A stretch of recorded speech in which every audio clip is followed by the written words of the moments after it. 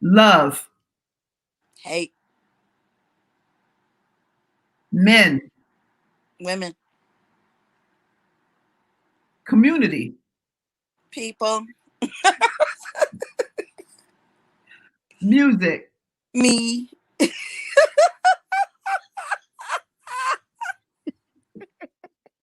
I know it's gonna say I'm retarded at the end. Go ahead. church, Ugh. Yuck, ew. Go ahead.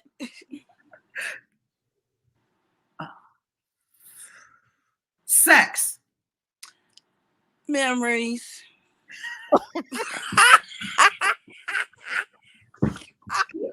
Javonne, you up? All right. Lyrics. Oh, work. Musical.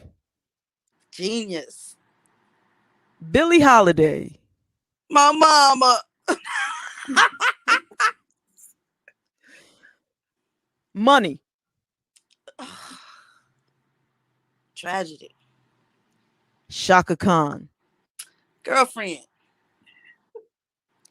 Personality. Ugh. People don't have it. But we try. Thank you so much. Hello, this is Mickey Howard, and you're in the basement with Javonne and Terez.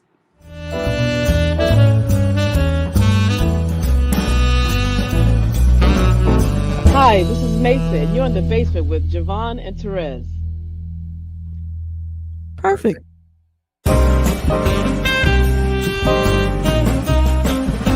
Leon, that's right, Leon, for some of your favorite movies, and I'm at Brunch in the basement with Terez and Javonne. Stay here with me. Stay here with me. Stay here with me. Still in the basement, no longer alone, with my homegirl Terez on the microphone. Music, politics, or just chatting it up. Brunch in the basement, see that's what's up. You never know who might run through. Legendary artist or someone brand new. You miss a lot when you miss one day. At least that's what I heard somebody say. But it doesn't really matter what whoever says. It's always a good show with Javonne and Terez. Yeah. Brunch in the basement with Javonne and Terez. Yeah. Let's see who we got today. Come on, everybody's a friend in my head. I already know everybody. Whatever it is, it's gonna be good. One day I'll tell you about me and Shaka Khan, but you know. Oh my gosh. Yeah, but she doesn't know anything about it. But anyway. No, she doesn't. She wasn't even there actually. But anyway, all our bosses though, Jay. Like she got our ears and I'm gonna send y'all some. I'll definitely get an address. I'll send y'all out. You can send me some cologne, because I mean, you know, yeah. Just in case I should meet Shaka Khan, I want to smell really, you know, nice. Oh God. Okie dokie, babe. Whatever you say.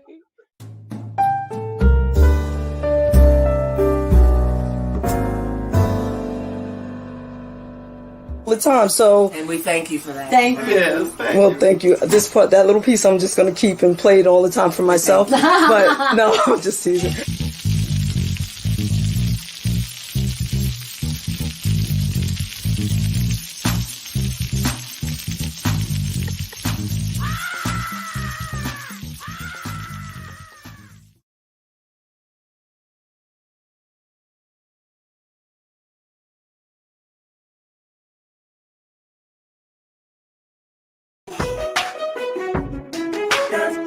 Hey Joe, hey. P-Dub, boy, we gon' get him on this one. Hey. No time for games, it's how I'm living. Hey, using every gift I'm getting. Hey, just the thought of your name is bone chilling. So appealing, my soul kinda got a warm feeling. Okay. See, since I was a little boy, all of my family. Girl, they called you by your nickname. You know, King Messiah and all them big names. She told me that life was gonna cause pain. Just get on your face and call out his name. See, I can't lie, I love the world, man, but I just feel that it's time to change. See, my walk, my talk, my slang ain't your slang, but it's all the same. My bills, my deals, still we gotta praise him. My problem ain't your problem. I know he can solve them. Jesus is who I call on. So guess what? We gotta praise him. Gas bill due, my light bill due, the rising bill due. Man, y'all know how they do.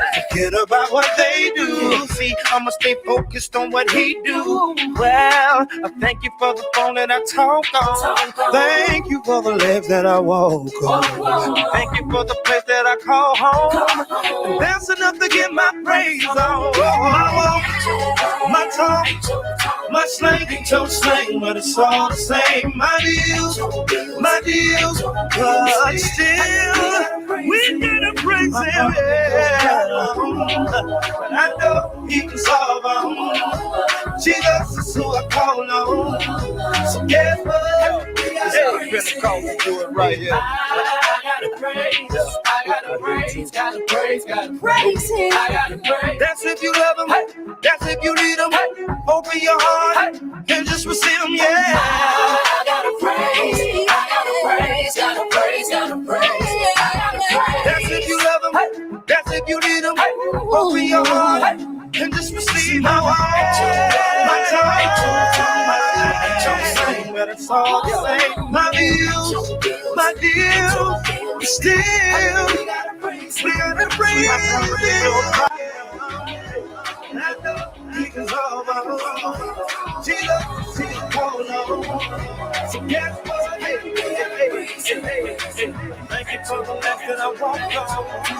Thank you for the song that I walked on.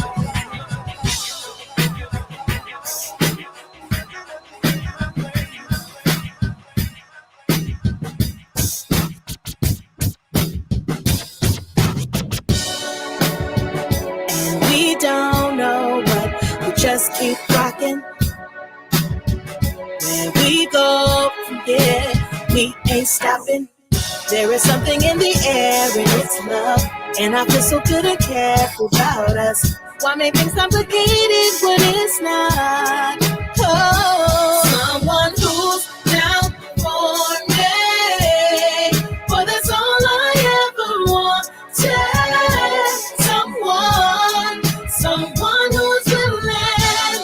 Someone to be winning with. Boy, that's all I ever wanted. Someone to love. Yeah. Hey. Hey, what's up? What's crack-a-lacking, mama? You know, just playing a little Indira Khan, that's baby girl right there. You know. Nice. And, that's what's up. How you doing this morning? I'm good. I'm trying to turn you up here. Okay, there we go. I'm good. It's another beautiful day in the neighborhood. You know how you look outside and you want to see whether or not the pollen is in a tornado formation. It's been interesting weather, I'll say that. Yeah. Last night it was very cold. I hear birds tweeting. Yeah, man. You know, I got this my favorite tree right outside this particular window, and there's like a bird nest there with little red birds in it, and they do this all and I heard them early part of the winter too. So I think they were just as stuck as we were coming out of the winter. That's it's amazing you can hear them chirping though. That's weird. Mm-hmm. Yeah. Oh, nice. That's the thing. Like through these headphones right here, it's like I can hear a lot. Actually, recently there was a problem with which side is this? The right ear, and I had to have a procedure done on my ear. I had to have, and I don't, just weird stuff. But since I'm starting to get better with the ear, my hearing is getting better. I can hear things that I'm like, wow, these are really good, because ordinarily I wouldn't be able to hear them, those things. Or maybe just the procedure really worked, but whatever. Mm. Because I was losing hearing in this ear, but it's much better. Much better. Oh, good. That's And for people that love music and sound, yeah. your hearing is everything. So you do what you got to do. But yeah, I can hear a lot. Sometimes I hear background Betty on the phone Downstairs. Well, yeah. Which is not a stretch, but I'm just saying. Yeah, and she thinks I have two people in my life that can't whisper. My wife and one of my BFFs. We used to it was literally in high school, we used to practice whispering with her. She couldn't do it. She would like lower her voice, but then still, is this it? Is this it? No. No. Funny. I have a hard time with whispering too, though. People take things for granted that comes naturally for most people. But there's a reason why the word most exists, because it's not every, right? Okay. And one way of looking at it. Right. Even when it comes to something as simple as the average temperature of a human being, right? 98.6. I run low. My personal average temp is 97.6. That's it. I go to the doctor, it's 97.6. Cold-blooded, if that's what you want to call me, but whatever. That's what it is, right? I hear Rick James. Thank you. Yeah. I'm like, James. Yeah, that's James, but that's not his first name, Javonne. So yeah, but so if I have a temperature of 99, people are like, oh, calm down, it's only 99. But for me, that's a concern, because I don't do the 98.6. So I'm elevating. My temperature is elevating. So what's average for you was average for what everybody. You really need to know yourself. Yeah. You're your best doctor, I always say. You're the first one that knows what's out of whack. You're the first one that knows where it is that's out of whack. You know when you're not feeling, and even if the tests say negative, sometimes when there's something still lingering, you sit with you first. It's funny you mentioned average in that space, Jay, because I always, anytime I go to the checkups, doctors, nurses, whatever, I always say, you're going to take my pressure twice and I'm fine. And they always do this. What do you mean? Unless they've been with me on my medical trail for a while, if they, sometimes they sub in nurses or whatever, that come and do your pre whatever. And, anybody that's not consistent, I tell them, you're going to take my pressure twice. I'm fine. So you run high or you run low? Yeah. They go, well, she's sitting here. She's talking to us. She's breathing. I was like, yeah. She says, wow. They always tell me I have the pressure of a like late teen, early, and I'm like, oh, okay. Yeah, that's a good thing. Leave me alone. Don't know what that is, because that's certainly not in the lineage, but I'll take it. Exactly. Yeah, let that be. People have to understand that there's a reason why average is average. Thank you. You too, Misty J? Yeah, naturally low. They're mine too. And on occasion, I may have to do a little, something with a little extra salt. That's probably why I can do spice so well, because it probably just brings my pressure to where it's supposed to be. But it's always like low. Is that, you feeling all right? I'm like, I'm feeling fine. Oh, boy. No, I wasn't sick, LaVon. I wasn't sick. I just had a little bout with allergies a couple of weeks ago. I'm still working through that, but I wasn't sick, though. Right. Now it's my turn. I'm sitting here sneezing, and they want to make sure you're okay. I love it. Thank you so much for checking in on Rez, though. I appreciate that. I'm like, watching. They're like, Lavon, could you? I get it. I get it, Lavon. I get it, cuz. Just teasing. Oh, Yeah. so we didn't have any monstrosities Oh, thank you, Jesus, man. Nothing, nobody that we know of. that we know of. Because some of them are turning off their cameras, and just realize that we know what we know because there have been witnesses with cameras for the most part. Basically, And I think that they're getting wise to that, and I think that some of them, that's what they want to do. Well, I'll tell you, turning off the camera makes you a suspect, really, Right. because there's no reason for it to be off. Right. That's number one. And number two, doing things in a dark alley may become the thing. Because, look, think about it. Okay, so they say that the history of the police is slave catchers in this country, right? Yes.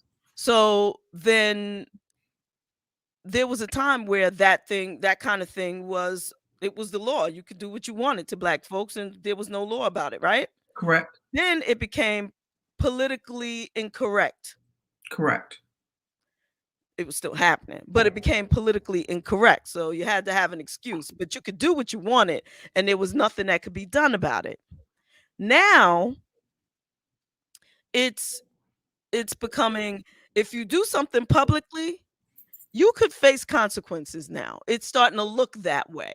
Like you might, if you could get, thank you, Loretta. And no, I'm just teasing you, cousin. I'm fine. You could end up in jail for killing black people on the street. You just can't do it like that. You could. I'm going to need a little more. I'm going to need quite a few more cases to say that would be the natural progression. One or two is not going to make it compared to. No, and like you so aptly said last week, where's the law? Where's the anti-lynching law? Period. Where's if you kill a black person, you going down law? Where's that? I'm with you 100% on that. Did they pass that Emmett Till law too? Excuse me? Did they pass that Emmett Till? That I am not 100% sure of. Yeah, we should be 100% sure. Yeah. So, maybe we could look that up. The powers that be, that the reason that they became cops is because they want free license to kill black people, like Derek Chauvin. I really believe that he just wanted to feel powerful and killing and hiding. See, and I just want to be clear that is not power. When you have a badge and a whole police force behind you, that is like some of the punk assness shit. To hide behind something like that. If you can't stand man to man with your dukes up, then that's being a punk. So, but I think these punks, I'm sorry, I think these punks are going to now try to do things more secretively the way they used to. You know what I mean? Like grab you off the street, take you into a dark alley and do something. You know what I mean? Well, I tell you, that's going to be, well, you still at some point, unless you just, I have to pray for, continue to pray for change and reform and just, the whole bit, because if I would like to not think that police officers become police officers or want to become police officers because of some kind of childhood trauma or some kind of need outside of protecting and serving the community. However, it is in some precincts have to be held accountable. you know. And then, you know, and I want to give a shout out to the precincts that we've had none of this mess in, you know, and there are a few of them that we have had no incidents like this whatsoever in the precincts. You know, they've had no suspicious deaths of inmates, and the inmates are treated with, you know, what happened to me just the other day, though? You know, Kevin E. Taylor, how are you, my dear? Hugs and love. Good morning. Y'all are speaking the ugly truth about America. There are many who become, yeah, for pure power. And that's, you know, or bitch assness, as we like to call it, Kevin, because that's got to be an ugly truth about yourself, that the only way you feel powerful is to be under or overseeing folks that, you know, and it just doesn't make any sense. Oh yeah, here we go. The onion is definitely. But before we do the onion, I want to give a shout out to Kevin E. Taylor and just say that as soon as I realized who our special guest was today, I immediately thought of Kevin E. Taylor, and I guess he knows why, but you know, I just wanted to say, hey, Pastor, you have been on my mind. Yes.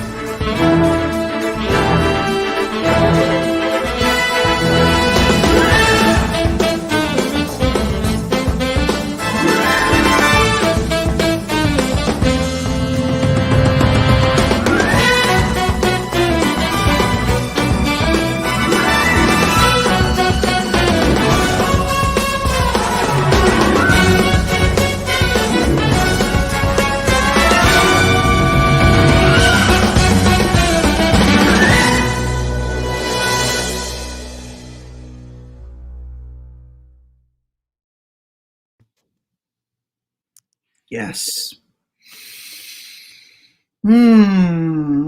Yeah, I would like to not think that police officers would do that. There are some folks that have become police officers because they care about their community. They stayed in their community. I know a few that I grew up with that grew up in the town and became a police officer in the town, and, you know, knew the town, and, you know, would often say when the county police officers would roll through, they didn't have a respect for the town police that would come, because the county, ironically, the county police officers were majority white, and they would roll through because they had jurisdiction as well in the county versus the town, and they would come through doing some disrespectful stuff, you know. Absolutely. You know, and yes, I also want to echo the sentiment that not all police are bad or have bad intention.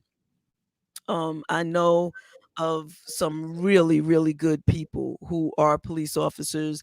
I've had detectives, I have retired detectives in my family. And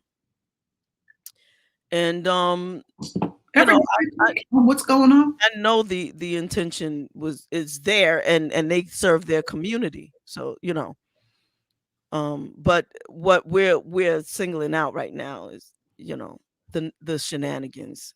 Right. Have you ever gotten their perspective on it? And I too know of some amazing police officers that have retired, correction officers that have retired, that, you know, never had any incidents with anybody, didn't disrespect people even when they thought they did something wrong. You know what I rolled up on?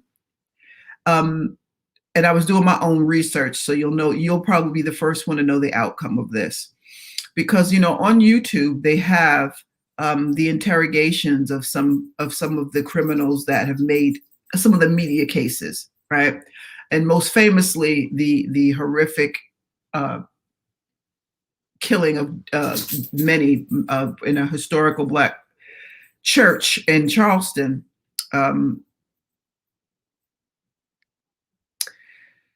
By Dylan Ruth.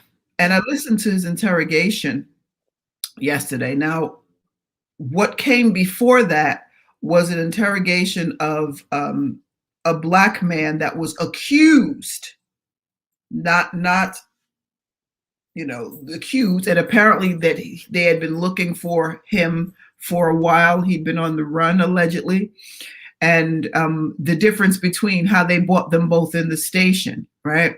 So the Black man was brought in and he was barely recognizable, bloody, complaining about how tight the cuffs were, with blood leaking from his face that continued to leak across the table the entire time before they got a medic in there to be able to give him some assistance.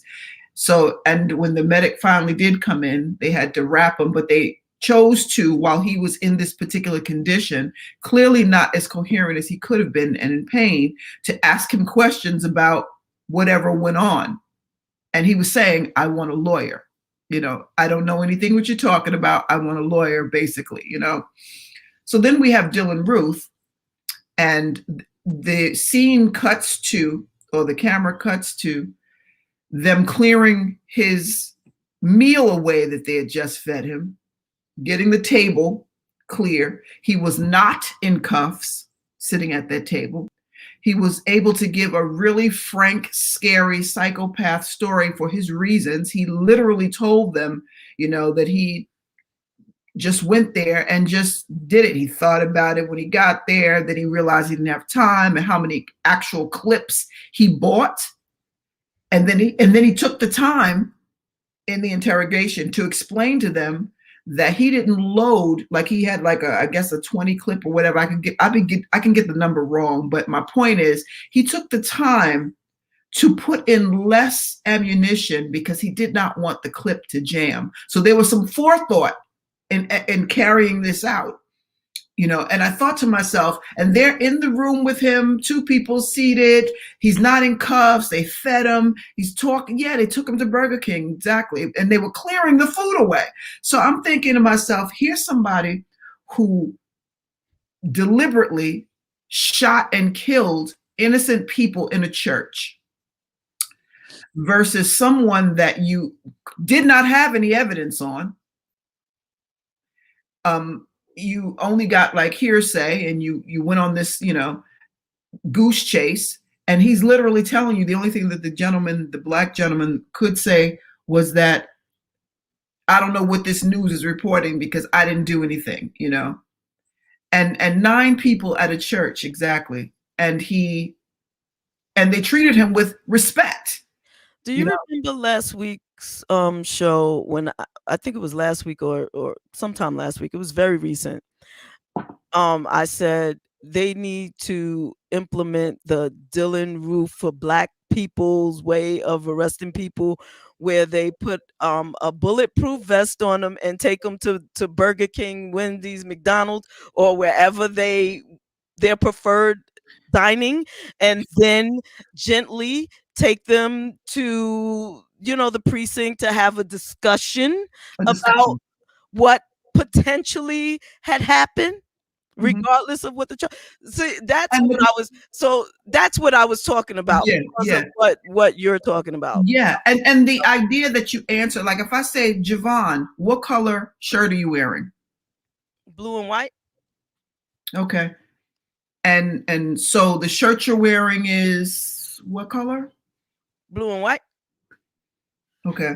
Yeah, because it's a sunny day, and you chose to wear that color shirt. It's what color? Blue and white. It started to annoy me how many times they asked him about, did he deliberately look for Black people?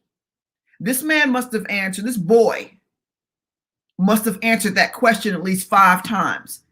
And it's so intriguing to me, in a sense, that because they were trying to get him to change that so it wouldn't be Well, that's what one would think. You know what I mean? Because I'm thinking, if he told you that once, and I understand asking a question a different way to make sure that that's what you heard, but you asked him this question in like maybe 5 or 6 variations, and he's telling you the same thing. Yeah, no, I went to look for black people. No, I chose this church because it was historic. AME, right? Yeah, African. That's what it stands for. Yeah, I went. You know, like he's. They're probing this man. They're probing this little killer rather, and he's telling them, yeah, I know this basically he may as well have said, I know this sounds strange, but it's exactly what you're thinking. I went on a hunt for black people and I killed them. Exactly. So, and yeah, and if he had changed it, we would have never known that he said that he was looking for black people. We would not have known it, because they would have cut that, they would have snipped that right out. They would have edited that right out so that he would not have faced that federal hate crime time. And you know, and those and like in the case of Ahmaud Arbery, it doesn't take much, and unless unless you're not the brightest people in the world, which I don't want to paint that broad brush on any race, class, or culture of people. But it doesn't take rocket science to know a hate crime when you see one. It doesn't take rocket science. You know, we've been telling y'all this for, like, why did you just deduce that Ahmaud Arbery's case was race-based? Why? Why was that a revelation rather? Exactly. You know? Yes, and they were giving him room and permission to change it so it was not a hate crime. Absolutely. But it was. There's no other way to call that. He didn't know these people. He wasn't connected to these people, their church, their faith, anything. He walked in there, premeditated murder. That's what it was. Period. Yes. Why is it so hard to come to terms with? And then why is it that when you know you have it's no question, it's no allegedly, you have a known killer, are you so safe with sitting in a room with him uncuffed even? Because at that point, you're clear he wasn't armed anymore. But neither was the black man leaking all over the table. And when you look at that, you look at so many different scenarios. I mean, the black man with his hands up running, shot in the back. Little boy playing with a toy gun, 12 years old, murdered. I mean, if this little white boy playing with a gun, with a real gun, he ain't going to be murdered. Like they took Dylan Rufin with a bulletproof vest, even when he went to court, make sure he's safe. You know what I mean? Can't have something happen to him. And the young man, whatever his name is, the white kid that went to the Black Lives Matters protest and shot, killed people, that walked with an AK-47 in the crowd, killed people, walked past the police gave him some water, let him go home, have a good night's sleep, and went and picked him up the next day at his house. Like he had an appointment, right? Yeah, and they never harmed him, punched him in the face, kicked him, beat him, nothing. Took him peacefully. And here's the kicker. There have been several police officers found to be donating to his GoFundMe for his. Of course. First of all, in order for that to happen. And those police officers have been, one has been fired for donating to his. Listen, I tell you like this, and the firing, we need to make it clear about when a police officer gets fired without the pension, because I don't think that we need to continue to contribute to his way of living after some egregious public act as that. But yeah, and that's a good point you make, Jay, about that whole monstrosity, because it did occur. And I think a lot of times these things are done as a subliminal way, not a horrific, traumatic, yet subliminal way of saying to us, we're still going to be able to do what we do. Because when you do stuff like that, you take it through the trials and errors of whatever happened. Like, no, it's sometimes what happened is right in your face. Like it doesn't take because the system at that point we see it play out the way it's supposed to, right? But it doesn't necessarily play out the way it's supposed to on the other side. And quite frankly, and I'm gonna say this, and I know it's gonna piss a lot of people off, and I don't care. I don't care. I don't care. I just don't care. She don't care. Kamala Harris is starting to piss me off. She's pissing her off. She's starting to piss me all the way off. And the novelty of being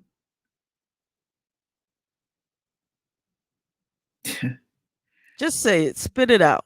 The novelty of having, if she makes another public statement about America not being racist and references the racist history of America as if she's not living in today's time, I may have to write a few letters and start a few campaigns. Why wait? Because if she's gonna play that particular game, she can get the fuck out of here. Seriously. Start writing the letters now. Get the fuck out of here. I'm serious. You know, I'm not exactly like it doesn't matter to, like, listen, because that took me places I did not need to be in that particular, like that made no sense. And we don't have any time for amnesia or fuckery where it comes down to what is happening present tense in this country. And to even start I don't know who wrote that speech. I don't know if she wrote it herself, but she's fucking up. She's fucking up, period. And it really is pissing me off. And, at this point, it's kind of like, wait a second, lady, wait 1 second. What bubble have you been living in? And that certainly wasn't what you understood to be in the campaign. You certainly weren't talking about that when you won your campaign trail. So do not play this game in office. It will not be healthy for the American public or for your continued political career. That's exactly what I'm talking about right now, and hold accountable. Yeah, and we don't have time. If that's,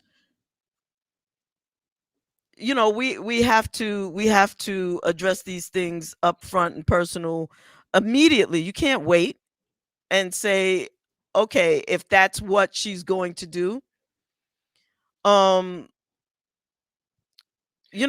has to be addressed now. It can't. I think yeah, I think that she's trying to play, and this is only because I'm giving her the benefit of the doubt based on she got none. Only based on what I've seen her do and say and act in when she was in Congress. So listen, that there seems to be a bit of contradiction going on here. So what and for that reason and that reason only, I'm giving her the benefit of the doubt about intention. However, I don't think clearly the outcome was what it was supposed to be. So I think that she needs to readdress it and readdress it quickly. Smart lady. She's a smart lady. Yeah, and started off with saying America is not racist. Period. So being a smart lady, do you think that her intention is to rile up Black folks and to get us mad with her and the current administration? I don't think that this had the desired effect at all. That's just it. I don't think she's thinking at all. No, I think that was her. If that was her, I think that was she was sadly mistaken if she thought that what she said after the first words was going to make any kind of difference. You don't start it off saying that America is not a racist. I don't believe America is a racist country. I believe it doesn't matter what you say after that. I couldn't, America's the foundation is racism. Listen, the whole thing. What lens is she looking through? Because clearly she just separated herself from anything that's going. Like I'm wondering, do you have a TV? So clearly you don't have any Black children. Like, and trying to represent all aspects of life while trying not to listen, she can't represent it all. Only thing she can be is what she is. And I doubt that she lives in that particular skin. I don't know what her experience is socially in this country. I know what she used to run, I knew what she used. She used whatever color she probably does not represent in real life to run for the campaign. I think that you are exactly right, Terez, and in the idea of writing letters. And I think that that needs to start immediately for anybody who is who feels passionately that now is not the time for wordplay. No. Now is not the time for trying to appease everybody or trying to whatever. She needs to be made aware that that's not gonna do. So whatever her personal experiences are and all that other stuff, it doesn't matter, because you have to address the truth of the fact, and you have to work to change the deal, what it is. Otherwise, you're on the clock. Yeah, they're all on the clock. I agree with you, Lavon. That's very well said. There is a blatant indifference in her demeanor and delivery these days. Yes, and I don't hear from them enough. And Joe is not charming to me. He had work to do. You ran for a public space. You knew what that came with. You acted as if you knew on the campaign. You knew exactly what it was. Y'all spoke to the thing. Y'all named it in your campaign.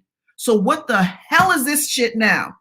I know that she knows it's racist. I know that she knows it's racist. I think that I don't know. I have no idea of why she would come out the way she did. And I think, what I saw was a snippet of her what she said.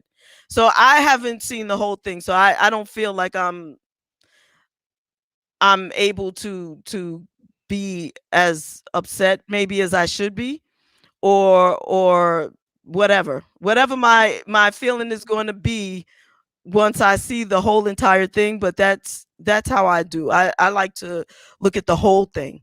If she's talking about, I saw the whole thing, and unfortunately, and she went and I wanted to give her something, because in my brain I was like, did she just say, what is she talking about? What was the substance? What was the whole substance of that this is not a racist country and we should all kumbaya? Regardless, whatever it is, she mixed up intent and desire and hope with what is. And see, if you don't have that level of grounding, like, here's where we are. We are at 101, we at 1313 Mockingbird Lane. Yeah.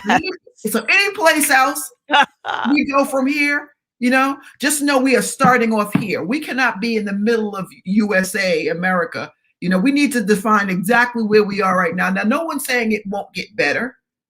No one is saying we don't have the desire for it to get better, and we don't have the desire to hold people accountable. We don't have the desire to make change. But one thing I'm feeling that we really have to make change is we have to dismantle this freaking government, because all of them are straight idiots when they get into office. I don't care who it is. I can't even feel glee about the idea, listen, she pissed me all the way off. I see that. I see that. But I just can't with her. She does. The novelty is worn off, and I don't even know. And I don't even know if the novelty was there, because quite frankly, there were a lot of people rumbling before she got into office. We know that. We know that, particularly Black men, because they were saying, she ain't the one.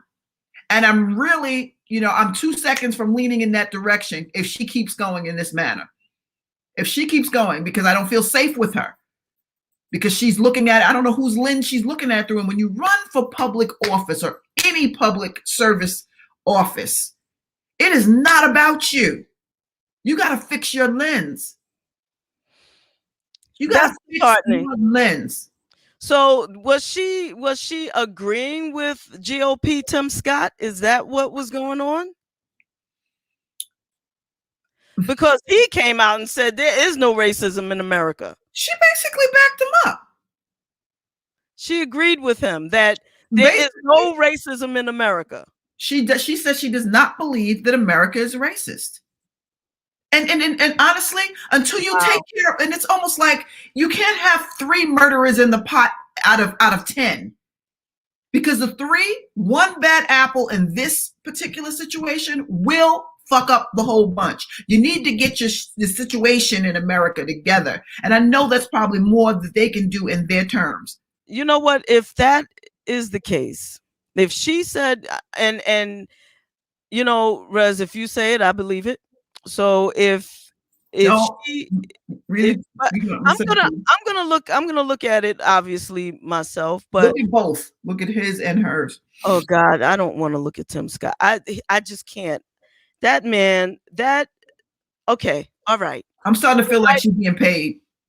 But you're right. Well, they are getting paid, but paid to somebody that paid her off of her position, because that's not what she was saying. I will look at both.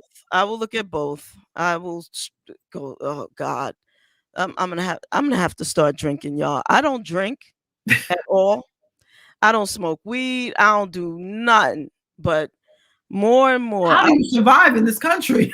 I was just saying to my commissioner at work, I was like, I don't drink at all, but now starting to feel like a time I might want to start. But no, you need to stay very clear and coherent, because this is I think I need to be drunk in a corner some damn way. Because the shenanigans of the world, man, just people, I can't. I just, yo, I and then, you know, I was saying to someone else, like, I don't understand. Like, maybe something is wrong with me, because what was who said, do you, if it was Chris Tucker, do you understand the words coming out of my mouth? I don't remember what he was saying that in, but I feel that's how I feel. Like, I don't understand the words coming out of people's mouths these days. I'm like, what the fuck what is going on? And if she is saying that there's no racism, excuse my language, Pastor, I'm so glad that your face popped up, because I've been cussing a lot on this show recently, and I'm gonna try to rein it in, you know. Listen, you ever heard Pastor fired up? Yes. One of the most eloquent speakers I've ever met. Exactly, but he can cuss you out without saying one cuss word when he feel like. So that's why I'm like, I'm so glad that I saw his face, because it reminded me that I can be more articulate and interestingly articulate, because when you use different words, it's somehow sexier. So I know that when I get videos, particularly from, you know, I follow DL Hughley and a few other ones, and, you know, and Brother Umar, who I particularly don't care for, but he spoke to the points that I had, right? So I sent them to the VP and the president. I sent them. That is hysterical. And I understand exactly why, but I don't like wine. I just feel like it's so nasty. Anyway, yeah. I sent the videos directly to him. Like, how do you speak to this? This is now, you know, and it may not be fair, but such is life. But you're sitting in a space where you could do something about it. You sure did make haste waste when it was time to protect the Asian folks. And you make a person watch what you're doing. Like I don't have any hate in my heart for any, you know, culture of people, you know, at all. But you make us watch what you're doing when you can have a law, when you can sign a bill that protects Asian Americans based on an incident that occurred in 2020, when we have been in a pandemic, 2 simultaneous pandemics forever, and you did not sign anything. And you're watching consistently the George Floyds, the Ahmaud Arbery's, the Breonna Taylors, and various others under your watch, and you've not written anything, nothing to say you need to stop for Black people. Nothing. But one incident will get it done. Where's our incident? We need 400. We done had almost 400 years worth of incidents. At what point are we going to respect and protect Black people in this country? At what point will we consider it a hate crime without having to run it through an entire laboratory of fact findings? Have you started your letter writing? Because you're on fire. And I'm not sure I want to write a letter. If I want to start I don't know what I want to do yet. I have to let it settle in my spirit. I just know that I'm sick of her ass. Immediately sick of her ass. Really am. And she don't have really a whole lot of times to fuck up in that area for me. That's one major. I'm like, you know what? Because it tells me the lens that she looks through. You can't see it, then you can't hold anybody accountable. So therein lies the answer to a lot of questions. That's right. Right there. Yeah, I think that the writing has to happen. Hashtag expeditiously. I agree with that. I think it at least. I mean, that to me is step one. You know, the letter writing. And it seems like we need to do a public shame campaign, because the letter writing apparently can't go to them directly, because I'm not trying to be ignored and have them ignore a stack of mail the size of Mount Rushmore. You know, I think it needs to go to the press, and I think people need to be holding their own rallies around what the hell is happening. Well, you know, a letter writing campaign can be op-eds that go into newspapers. You know, and now, you know, really right here, right now on this platform, like you said, you never know who's watching. Well, you know, you don't know who's watching. And who may see this. You know, I'm connected to her sister. There's no reason why. There's no reason why like we have co-tweeted each other. Let's put it like that. So when I say I'm connected, I'm not connected, but I know that what you're expressing, and in the passionate way, and you're not wrong. You know, if people in her camp saw that this was, and understood, not saw, but understood that this is the way she's coming across and being received and understood, I can't imagine that this is the desired effect.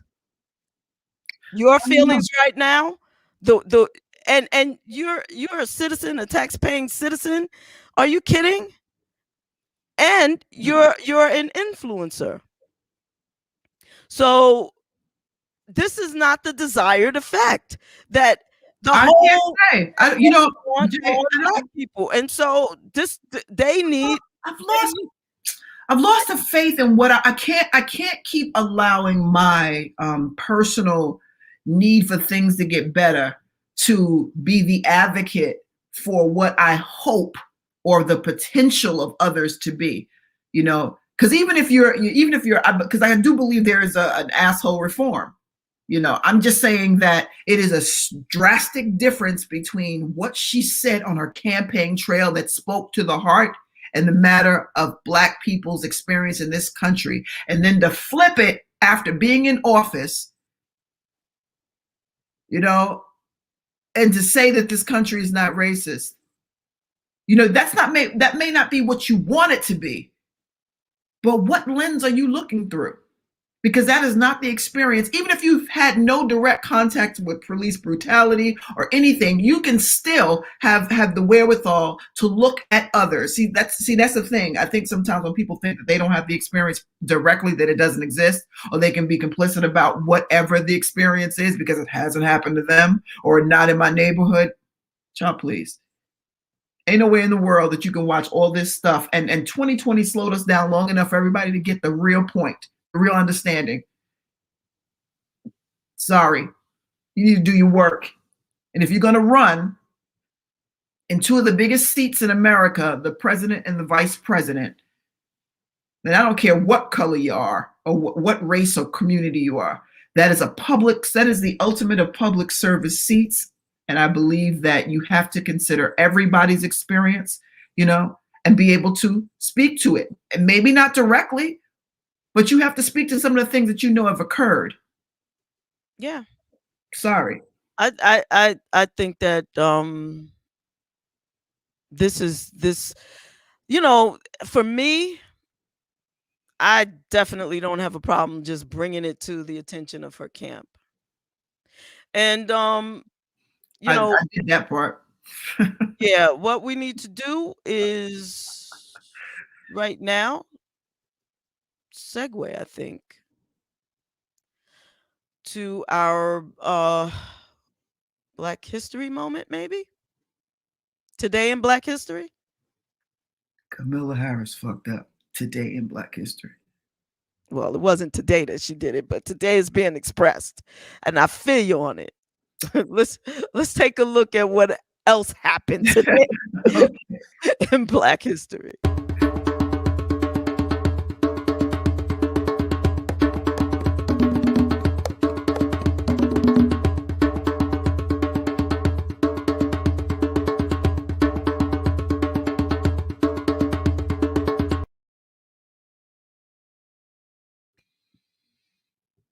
Okay, so what we're looking at right here, May 1st, 1865, former Charleston, South Carolina slaves begin the first Memorial Day. And no, I didn't know that.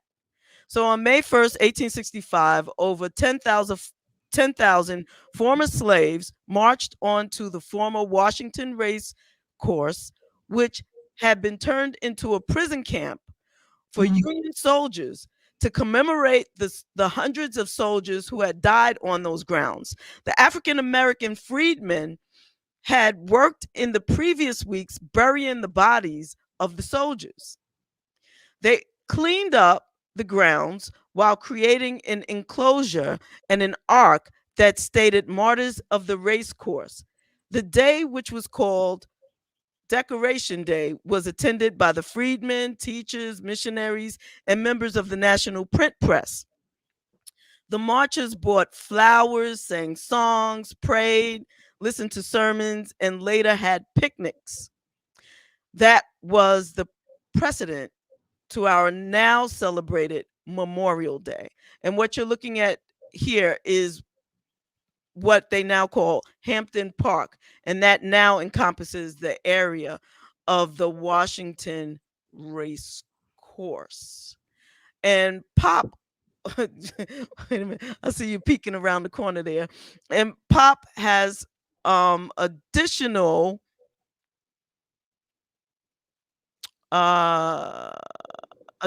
information about today in Black History. And before we even get to that, well, today in Black History, the historical Black Howard University in Washington, D.C. opened in 1867. Also in 1863, Confederate Congress passed resolution which branded Black troops and their officers criminals. The resolution, in effect, doomed captured Black soldiers to death or a return to slavery. As to what we were talking about earlier, Emmett Till Anti-Lynching Act, HR, the bill was named after the 14-year-old Emmett Till, who was lynched in Mississippi in 1955, sparking national and international outrage.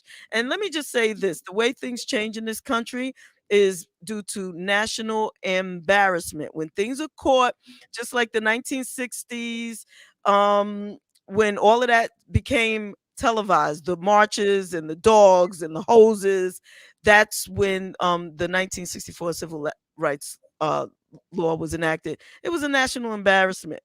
I believe that bill, the civil rights, I challenge that only by saying that I think that when the money gets funny for them, that's when they start to consider. Because I think the biggest tipping piece in that civil rights bill was that boycott, that Montgomery bus boycott. I think that weighed because up until that point, the hoses and the dogs were it, and the billy clubs were it. And then when we decided that we were not going to to ride their buses and it affected the economy, only then did things start to get serious. So I don't think that embarrassment, these clowns can't be any more embarrassed. Yeah. What else is it? Well, to your point, the boycott, the bus boycott was the beginning. I agree with that 100%. It's always been about money. Yep, I believe that and agree. Which is the reason why I say consistently that if we start to really understand how our dollar spends in this country and really understand, and if 2020 didn't further illustrate a point in that, because they've been trying to stimulate this economy, they didn't thrown out noodles a bit of money out to the public, trying to stimulate an economy, giving you checks to do it and everything else to do it. And that's all they're considerably interested in anyway. If they can't get their money or make their money, it's a problem for them. Absolutely. And they're more apt to hear you when you are keeping your bread in your pocket. Absolutely. And with that being said, it is now time to have, I guess, what I would like to call a brief music break. I just want to play this one song. Just this one song right quick. Yeah.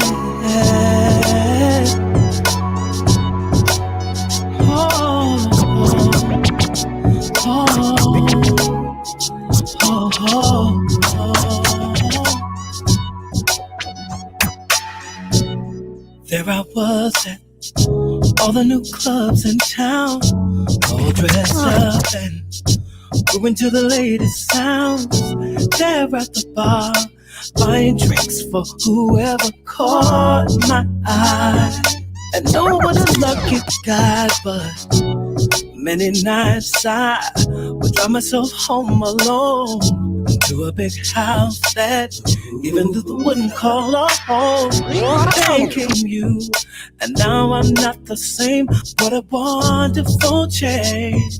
And girl, you're the blame. You made me want to dream again and feel again, laugh again, and breathe again. You made me want to dance again, clap my hands again, romance again. You made me want to love again. Yeah, you did. There I was the one that all my girls would call to.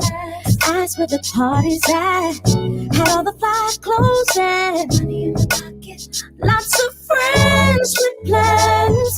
Everything but a man, yeah. On Sundays I would rise up in the morning, kneel down in church and thank him for all he's done. Sneaking a prayer for somebody worth my love. And then you paint my little heaven here on earth. And you make me wanna dream again, and feel again, to laugh again, to breathe. You make me wanna dance again, clap my hands again, romance again, oh, love again. You're the smile on my face. Fellas, I'm through, no need to change. The joy in my heart as I step to the floor. I could dance all night long. Baby, you're my love. You make me wanna dream again, and feel again, and laugh again, and breathe again. You made me want to dance again, clap my hands again, romance again. You made me want to love again, again, and again. I can love you again, again, and again. I can love you again, again, and again. I can love you again, I can love you again. You made me want to dream again, feel again, laugh again, breathe again, again, dance again, my hands again, romance again. You make love. Ladies and gentlemen, Grammy Award winner, Mr. Gordon Chambers, singer, songwriter, all that.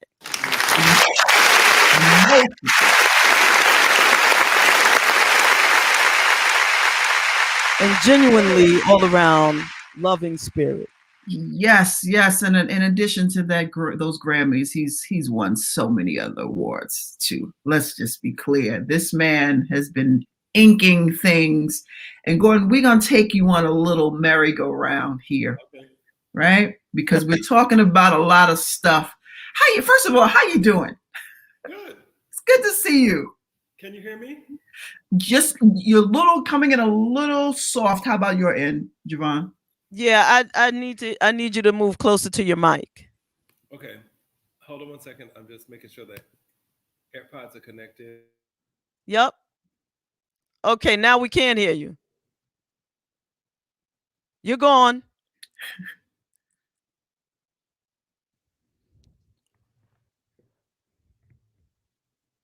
Whatever you were doing before, you may as well just go back to that because it's better than it beats a blank. We can't hear you.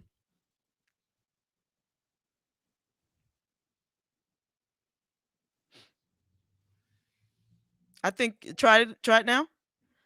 Nope.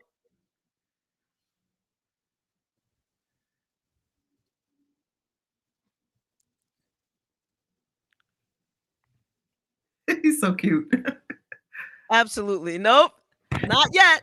Not yet. Not yet, man. You know what? Oh, let me see something. You got your mic muted.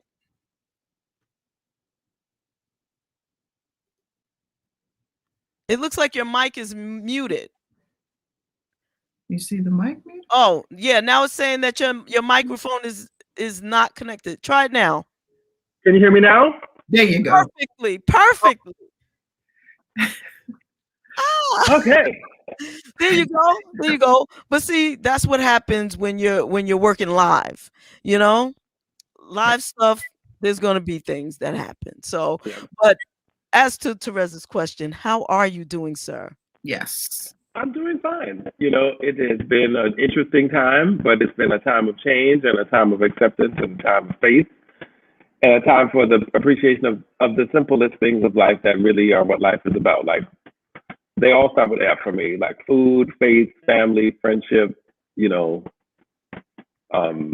simplicity. So I've learned a lot about myself by spending so much time with myself and being in it, in the music industry for so long, where it's all about sort of networking and being seen and showing up and shining up and putting on your best clothes to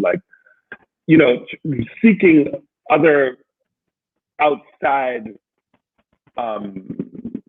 people's validation.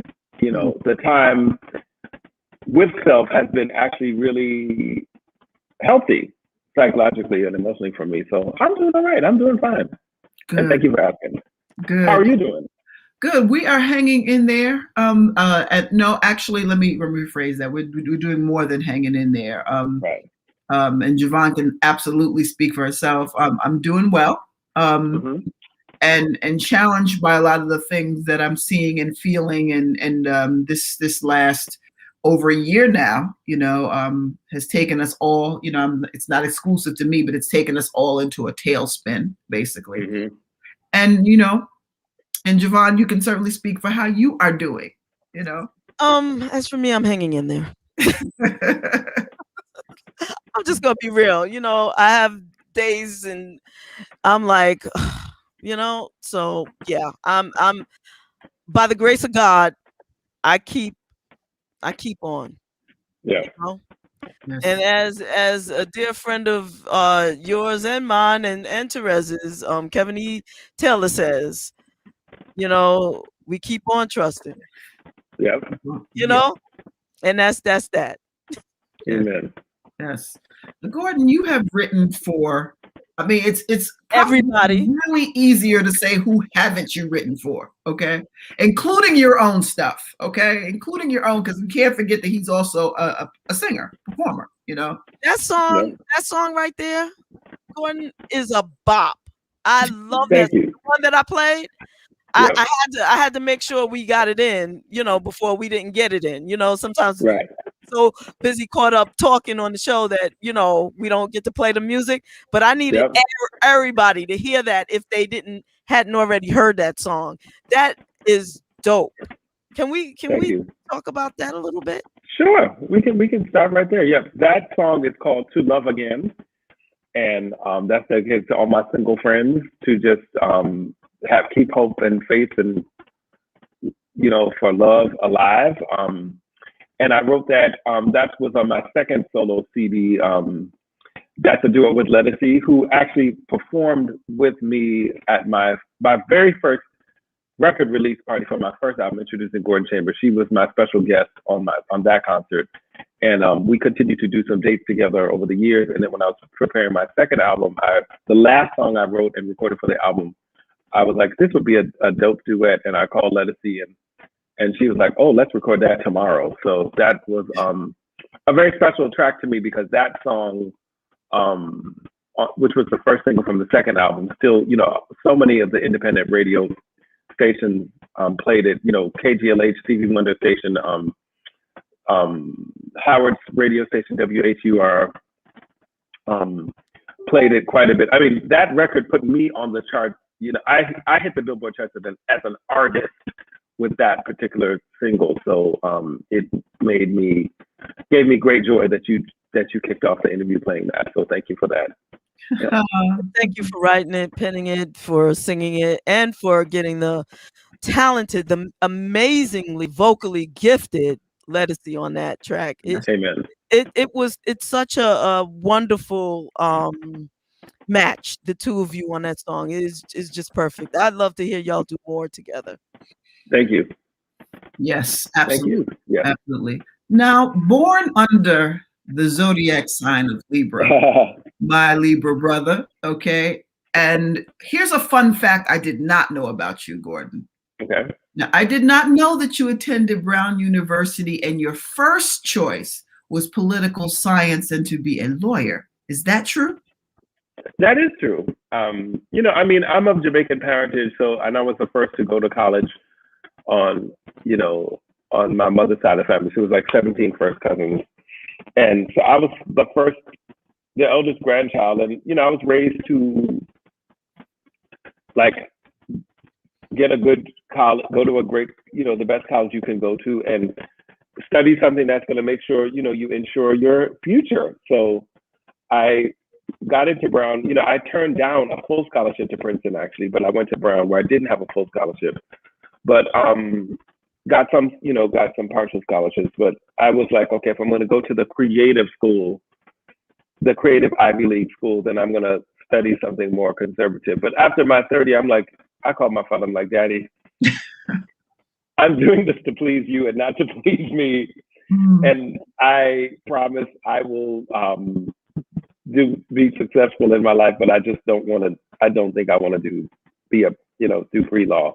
So I ended up graduating with a degree in American Studies, and where I was able to use courses from Afro-American Studies, some of my political studies courses, and then some journalism and English courses that I took, and I had to do a thesis and put together.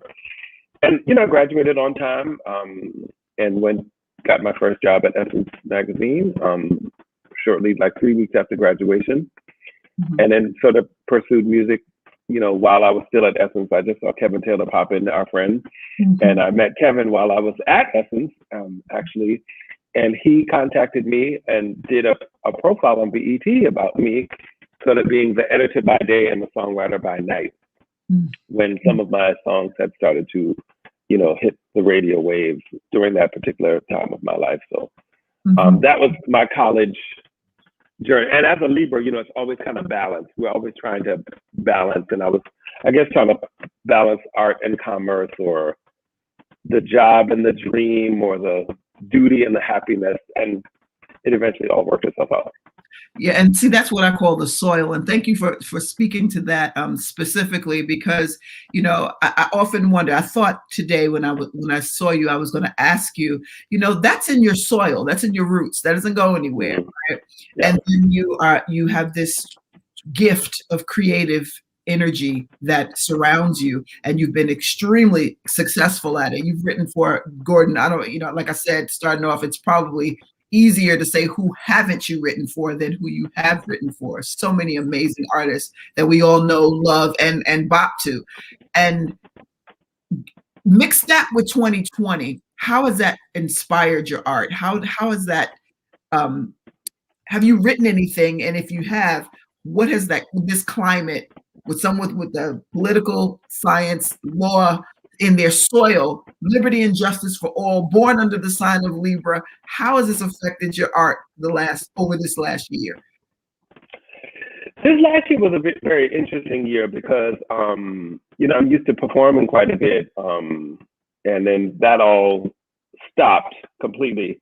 But as it stopped, a lot of people started reaching out to me, to vocal coach them, which is something I'd always done, for the last 5 or 6 years. But even like more people started to reach out about doing it digitally. And, I started to, perform for digital fundraisers and, Zoom, even funerals or homegoings or different,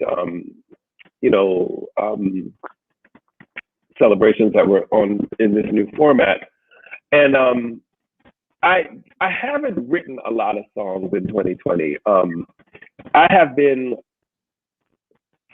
living life, and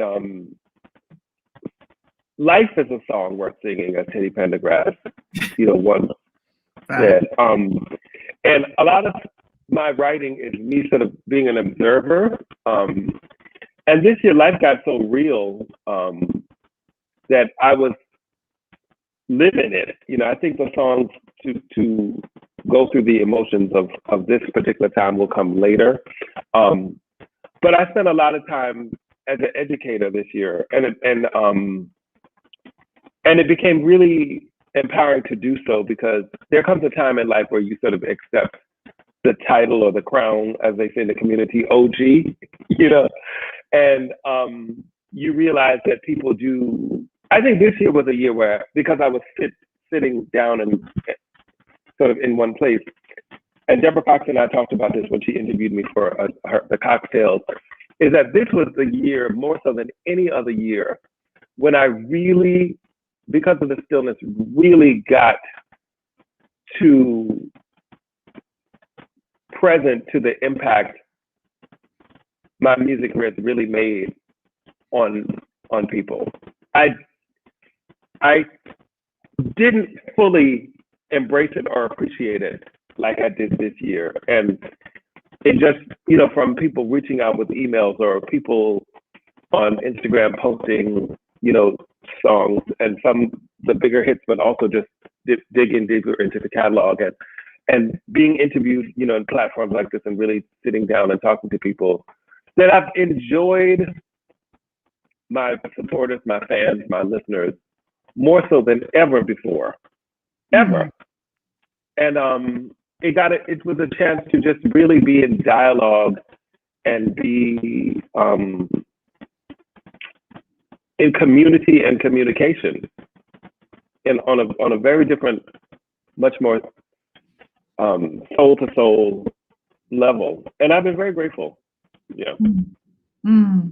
That's a beautiful thing. So as an artist who has walked the Hall of Fame, I'm going to say, because there's a lot of famous things and people and situations and events that you've been a part of, and that you've had, fans that have watched you from a distance, and now you have more time and space and energy to sit up close and personal with them. Is there anything that you've learned from your fan base, your supporters, that you were not aware of? when you talk about that you affected them in a particular way, what specific ways and what have they been saying to you? I think a lot of my work was created from my healing. You know, songs that I was writing was about situations that I was trying to heal from. And I think this year in particular, people reached out to me in many ways and let me know how much the work healed them. And I heard, and it's not as if I didn't hear these things before, but I heard it differently. And you know, it was like just a time of sitting back and smelling the roses and truly being grateful, and knowing from deep in my soul that my life has mattered, and that, you know, tomorrow's not promised. I mean, I've known there's been 3 passings in my circle in the last 7 days. And you know, people of very different ages. So just to know that God has ordered my steps. There was a song I used to hear, "Order My Steps to the Lord," as a kid. Yes. I realized that God has really ordered my steps. You know, He has, and I'm grateful. I mean, I had just a conversation with a young man yesterday who, my home sometimes is on this platform called Peerspace, where people can rent this parlor floor for like video shoots and photo shoots and stuff like that. And there was this young brother who came yesterday, young, about 34, and he was the grip for this thing that they were shooting. And we were just having a chat, and we were talking about just different things and the vaccine. And I, you know, talked about having been vaccinated in January. And he just said to me, he said he's been very reluctant about the vaccine and, you know, different medical, you know, issues that had happened in his family, and, you know, been under-advised, you know, and lost people. Just, he started talking very openly and very freely. Just, he felt free enough to speak. And he said, but, you know, he said, I come on shoots like this time, and he said, it's just rare to come into like a Black man's home that's so appointed and beautiful like this, and see, you know, your accomplishments and your collections of art on the wall, and then you just be so humble and so open. And he said, like, this just doesn't happen very often, and you don't know how this touches my soul. And he just said it so freely. He said, you know, and I was sure I was never going to take the vaccine, but when I see who you are and how you're living your life, and I hear you say that you've done it, he said it's gonna make me think very differently. And I was like, wow. And he had on the mask, and I said, can I just give you a hug? And he said, yes. And he said, and can I be your friend? That's exactly what he said to me. He said, can I be your friend? And it almost brought a tear to my eye. You know, that just living my life, that somebody saw value in my life, someone who doesn't really know me. And I may never see him again, ever. We exchanged IG information and DMs and said just hello, but I may never see him ever again, vice versa. But knowing that this one moment in time gave value to his life and moved him closer to a decision that may save his life, was just what I'm saying. Is that's the nature of when you slow down a bit and you have time to feel feel people's hearts in a different way. It's been a beautiful, time. As the world speeds up again, I hope I can hold on to some of this intimacy, this stuff, because it's beautiful. It's a really beautiful time in a lot of ways. Yeah. You mentioned Order My Steps, which happens to be one of my favorite songs, actually. Amen. One of those private moment, I need to hear it, right? And you have a song that I believe you wrote, "Still Blessing Me." Oh my goodness. Yep. That's another bop. That's another good touches my spirit and reminds me of whose I am. So yeah. I want to thank you for that personally. Thank you for that. Yep, that was also on that second album, Love Stories. Even when I can't see what's ahead of me, he is still blessing me. Even when I know what he wants, what I want, he knows what I need. There's a line in that song about, been moving my car, been driving my car with no direction. That song was really deep because there's a time in my life when I was having a lot of car accidents. I mean, it's a wonder. It's truly a wonder that I am still here. Because I've totaled one car, but I've also just had accidents. I was a very careless driver and would fall asleep on the road all the time. I mean, truly, it's a miracle that I'm here. And that song, that particular lyric about been driving my car with no direction was really me reflecting on how God had really spared. That was the inspiration for that lyric, was spared my life with what could have been fatal accidents. I mean, the car hasn't always been a bad thing. Like, I saw Patrick Riley, who I think is listening. He said, did he talk about writing "If You Love Me"? But "If You Love Me" for Brownstone, which of course has been recorded many times and became an even bigger hip hop hit when Tory Lanez sampled it and became "Say It," was actually written in the car when I was actually working at Essence, and Dave Hall had given me a track of a CD of tracks. And I was on my way to work late, and I knew I was going to be late. And I was like, and then, I drove to work that day, and then I was driving in the Lincoln Tunnel, and I said, "If You Love Me," it started to pour down rain as soon as I put the track in. And I swear to y'all, like, the first lyric that came to me is, I'm like, I'm going to be late. What lie am I going to tell the Susan today about why I'm running late? But, I think that they knew that I was sort of moonlighting. They kind of knew that I was doing my job and I had my dream, and I think they kind of knew. So, but I'm like, what fib can I tell today about why I'm late? But I put that track in the car, and when it started pouring down rain, that first lyric came to me. I don't want to rain on this parade. Just came to me, and I remember writing the song in the car in the traffic jam on a little piece of paper, and then of course that ended up becoming my first my first song I ever heard on the radio, and become a big hit for Brownstone, and a lyric that helped me move by and live in this Brownstone in Brooklyn. Thank you, Patrick, for the question. What was that like hearing your first, if you can recall it, hearing your first song on the radio? What was that like? I mean, it was, people had been hearing it on the radio before I was hearing it. And I was just so busy. At that time, I was working. Once I was at Essence, they got promoted to entertainment editor after 2 years of being editorial assistant and then assistant editor. When I got that promotion, I was very young. I was 22.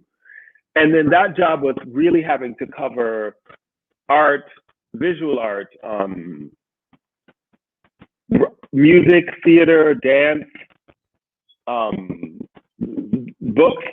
So I had to be on the pulse of all this, and I had to go to tons of events and movie screenings, and my assistant and then my intern and I, but really choose and curate what should be covered in Essence. And it was a very social job, but at that same time of being promoted into that job was when my songwriting career started to pick up steam. So I was in studios at night, sometimes even their lunch break, I would go around the corner to Puffy's studio, lay down a quick idea of something, and then say, I'll come and finish it after work. And then, it was a very hectic, busy time. But I do remember that the first time I ever heard the song, I was actually on my way to another producer's house to work on some music with him named Kenny Tong. I think his name's Kenny Tongay. And it started to pour down rain also. And it was my first time going to house, and this is before GPS. I was like looking at the directions, like trying to make sure I drove, I don't know how we drove without GPS in those days. What?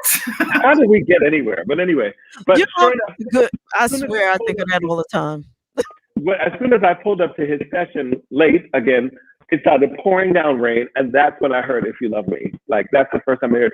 But I mean, it was just humbling because so much of my love of music came from driving in cars. I mean, growing up, my father was a car salesman. My father, in the early years, he went into being an insurance salesman. But in my childhood, he was a Cadillac salesman. So we always had new Cadillacs and 8 tracks and good stereo systems. We were just little family trying to be somebody with new Cadillacs and pumping sound systems. And my parents are music lovers. My father used to DJ for little local, events. And, we, as kids, we had dancing contests, at childhood parties. We were just we are still a very deeply music loving family. And my father had lots of vinyl. All the kids used to come to our house because we had the records. And, all kinds of records, from the Sugar Hill Gang to, to Kumo D, to Curtis Blow, to the Jones Girls, to the Staple Singers, to, just all kinds of Black music. We had it in our basement. So, and all ages came to party at our house all the time. The kids, the adults, the grandmas. And so my love of music came from reading the liner notes and being fascinated, I would look at things. I'd like, who is Yolanda McCullough, who sings background with Luther, but she also sings background with Ashford and Simpson? Who is Jerry Hay, who does horn arrangements who's Paul Reiser, who does string arrangements? And Paul Reiser's name is on the back of Michael Jackson's album produced by Quincy Jones, but also on the back of the Brothers Johnson.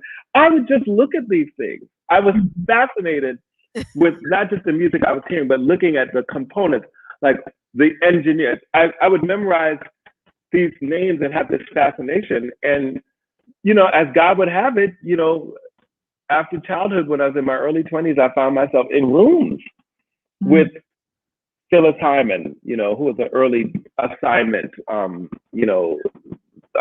to work with, in rooms. Oh, somebody just commented about Kumo D. In rooms with, some Anita Baker at 22 years old, in rooms with these great up-and-coming new singers named Brownstone, who reminded me of LaBelle, the way they orchestrated their voices. And when I went to the studio with them, I'm like, oh, they're like LaBelle. And I'm not talking about Patti LaBelle, I'm talking about LaBelle. I'm like, the way they sang and placed it, I'm like, okay, I can do this voice. I can set these voices up the way Nona Hendrix did. So much of that education and that passion, I found myself, being in the midst of legends and legends to be. And it was humbling. It was exciting to hear the wrong songs play on the radio. But it was just exciting to meet the people, and the people were nice. I have had, this is one thing this is why I try to bestow kindness to people that I meet and people who are supporters and fans of mine, is because people were good to me. And listen, in the business, you pay your dues. Sometimes, there's checks I may have left on the table because I was, up and coming, and I didn't know how to advocate for myself in certain situations. But overall, people were good to me. People were fair. I didn't have a lot of the trauma.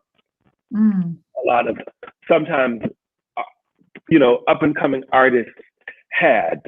People were kind, and I try to really give that kindness that was given to me to others that are up and coming, because it was given to me. So just being in the rooms with people. The day I met, not the first day I met Whitney, but the first time I actually first got a song placed with her, and we were recording at her home studio in Jersey.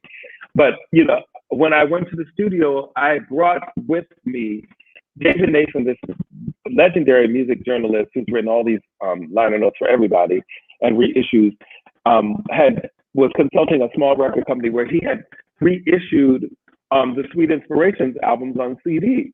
Wow. And Whitney did not even have them yet. So when I was going to the sessions, I got David. I said, David, I'm going to be having my first session ever with Whitney. Can I get her? He said, these CDs of her mother, and I just want to bring as a gift. And I went to the studio and I brought them and to her. I said, I said, Whitney, I have waited for this moment all of my life. And she said, no, Gordon Chambers, I have waited for this moment all of my life. That's exactly what she said. And Ulysses was on the call. Thank you, Ulysses, for booking me. And you know how she talks, she would cut you off and say, Whitney, she said, no, Gordon Chambers, I have waited for this moment all of my life. And that's exactly what she said and how she said it. And I said, and I have something for you. Okay. And I went in the bag and I gave her those collections of those Sweet Inspirations albums. And she jumped on me. She literally jumped on me. She said, you got this? Where did you get this? When did this come up? Blah, blah, blah. Do you know that my mother? And she went on and on and on. We got no work done in the studio that night. None. But she went on and on and she said, my mother did this, my mother, and she went through, when did this come up? Blah, blah, blah. And she went and she had so much appreciation that I had appreciation for her legacy. And the reason why this is so emotional to me is because, you know, after Whitney passed, 3 months after she passed, with Pat and Gary and Ray and you know, were in town, and they came to a dinner, and Ulysses came with us too. And I invited them to dinner. It was Father's Day weekend. And when we came, Sissy was there, and we wasn't sure if Sissy was going to get out of the car, you know. And she finally took her a long time to get in the car, but she came in, and I said to myself, my parents were here too, and sitting at this dinner table, I said, you know, I thought about what I wanted this evening to be, and I knew everybody was raw in grief, but I wanted everybody to have a good time. And I played Sissy's music all night long. You know, all of her, those same Sweet Inspiration CDs that I had given to Whitney, I had another set. And, you know, it took Sissy a while to warm up, and then she said, where'd you get all this stuff? She said, I don't have no music anymore. And then Gary said, he said, Mom had a flood, and she said she didn't have a lot of her copies of her music. And so I went downstairs and I gave her copies of the CDs. And Gary said to me, he said, that is the most kindest thing you could ever do. He said, because right now in her grieving, this will give her something back. She can go back and listen to these recordings again. And, you know, and it'll give her something, some pleasant memory she can go back to. He said, thank you so much. So thinking about that moment, you know, people ask me a lot of times, you know, in interviews, you know, well, you know, what was it like hearing your songs on the radio or blah, you know, like stuff like that. And those are great questions. But I like to talk about the people that God has given me the opportunity to know. Mm-hmm. People are the greatest of God's gifts. You know, He doesn't make any two human beings the same. Yes. And the experiences that I value the most are those human interactions, you know, where some of these icons were so loving and so humble and warm and welcoming. And those are the memories that I cherish the most, you know, that means most to me. Because when it's all said and done, and when we're all gone, we remember Gladys. Well, Barbra Streisand, but Gladys's rendition is the one I remembered as a child. You know, singing memories. You know, like the corners of our mouth. I mean, one thing that the pandemic has taught us is the value of memories. You know, you go back and those picture albums or pictures pop up in your Instagram feeds or TBTs, and you just like. It just warms your heart, you know, and even when you're alone, the memories that pop up sometimes, or people send pictures, it just fills you up, and then you just know that God has blessed your life, mm-hmm. you know, by the people that you lived and loved, you know. Yeah. Would you ever consider writing a book? Yes. I will absolutely do that. I have to make time for it, but yes, that is coming. That will come. Yes. Yeah. You absolutely have. Gordon, you have been blessed, and I say in your ministry of music, because you have in your music you have respected love, you have respected women, you have respected like so many things that are positive, that are soul nurturing, has come out of things that you have inked. And I just want to take a second to talk about and go through a list of some of the artists, and this is not even all of them.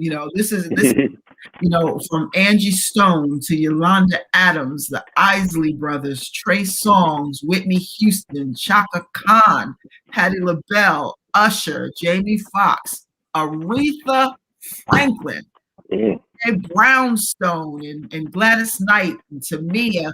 I mean, those are just some.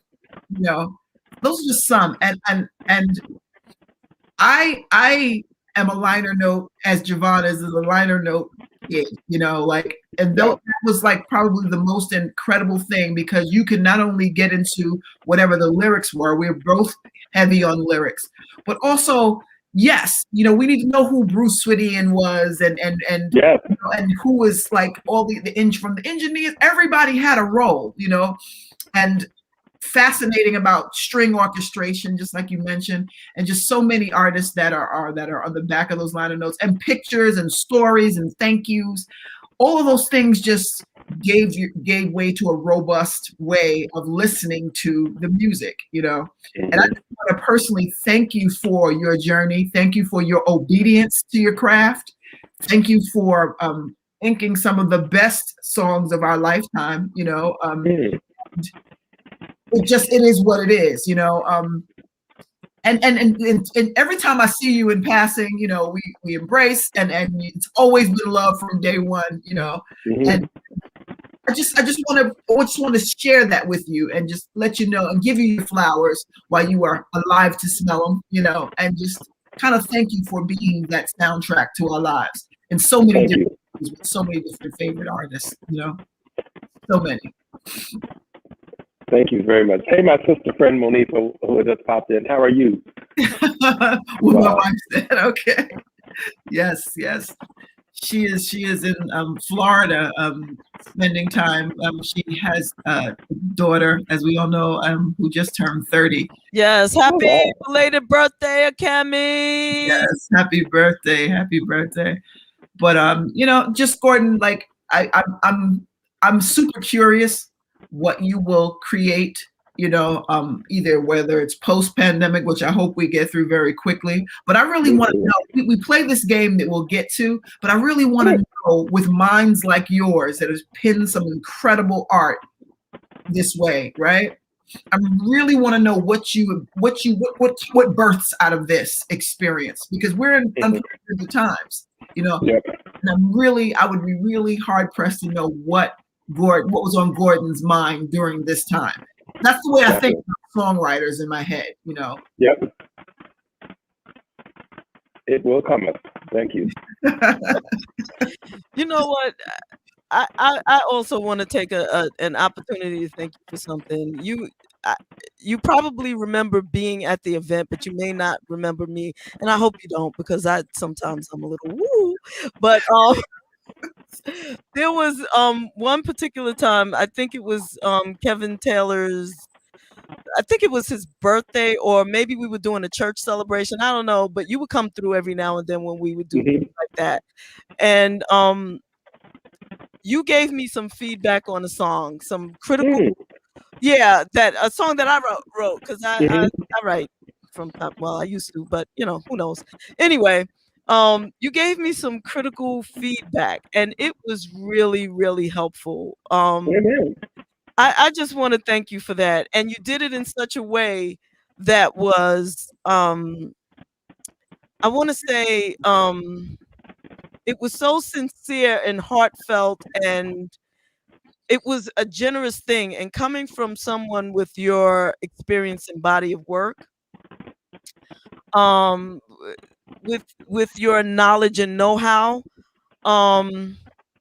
it was incredible, the feedback that you gave me, and it was very helpful going forward. So thank you. I just really want to thank you, though, for that. Sometimes, people may not remember what exactly you say or do, but they remember how you made them feel. Yep. And I just want to let you know that you make people feel good all the time.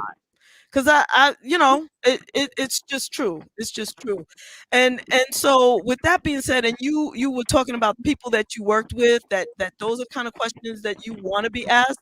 So let me ask you that question. Sure. Who are currently or were some of your top, I'll say the top, well, I don't want to say the top 3 people because then that would leave out people. But let me see how I can phrase this. Yeah, before, because I don't want to get anybody in trouble, including me or you. So tell me about some of your most fun experiences working with someone that we may be familiar with their name or their legacy or artistry. Got it. I mean, Whitney was the most fun, and sometimes the most unpredictable, and sometimes unproductive, but so much fun. Because sometimes like Whitney would come to the studio, she's like, she may feel like singing that day, or she would sing some and be like, okay, we're gonna come to this, but always laughing, joking, having a good time. Always nice to the engineers, always really kind to everybody around her, warm to everyone in the room, which is something that I really learned a lot from via her example. But always just had a good time with her, just laughing, joking. I remember one of the songs we did, My Love, I was like, Whitney has this, she has that note, like, she goes to that note sometimes.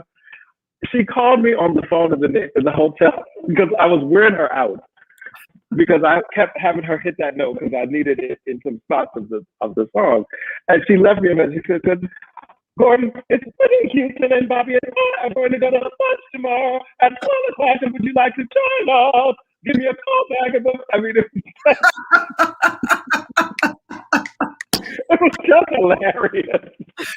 And it was just silly and funny, So she was just really extremely, extremely fun. So much fun. Phyllis Hyman was, like I said, one of the first, entertainers who took me under her wing.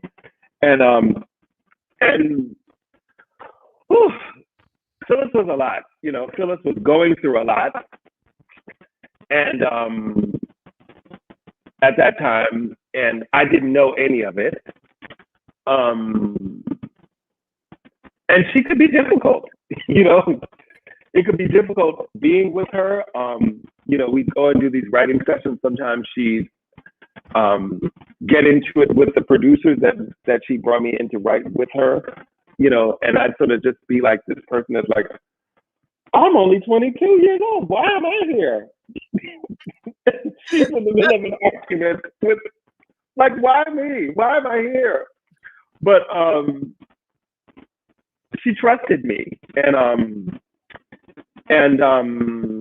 she told many, many, many people about me, and that she had met this young songwriter that she thought was gifted. And I remember the day of her funeral, her memorial rather, which was at it's a church, St. Philip's, I can't remember. Yeah, that's right. Where a lot of the jazz legends are memorialized on 53rd. Mm-hmm. I did not have an invitation. And I heard about it on the radio. And I was like, I have to go to that. I have to go. And it was a rainy day as well. And I was not on any list. And I just went, and Roberta Flack saw me and grabbed me. And they were trying to rush her in, and they were close. There was too many people. And Roberta, and she said, hold me tight, baby. She grabbed me just in case the kid was like, who's he? She said, Phyllis would want him to be here. And that's exactly what she said. And she snuck me into this very crowded room. It was crowded, and whoever was with her was like, it's like, okay, 2 people. But she just insisted I sit with her and that I be there. And then I saw a lot of people at the service, and I just was in shock. I couldn't believe that she was gone and how she passed. And a lot of people there told me that, I think it was Sheila Eldridge who was there, a publicist who worked with, many people in the industry, who said, yeah, Phyllis told us a lot about you. And, you know, she didn't want you to know what she was, you know, going through. She knew that you didn't know. But she trusted you because she wanted some of her last thoughts to be written in songs. And she felt that you were somebody who could help her, you know, craft some of her last, because the work that I worked on was her posthumous recording. She wanted somebody she trusted to kind of help her craft her last recordings. And I was like, wow. And then, you know, just being young and not familiar with depression on that level, and obviously not familiar with suicide, I had no idea.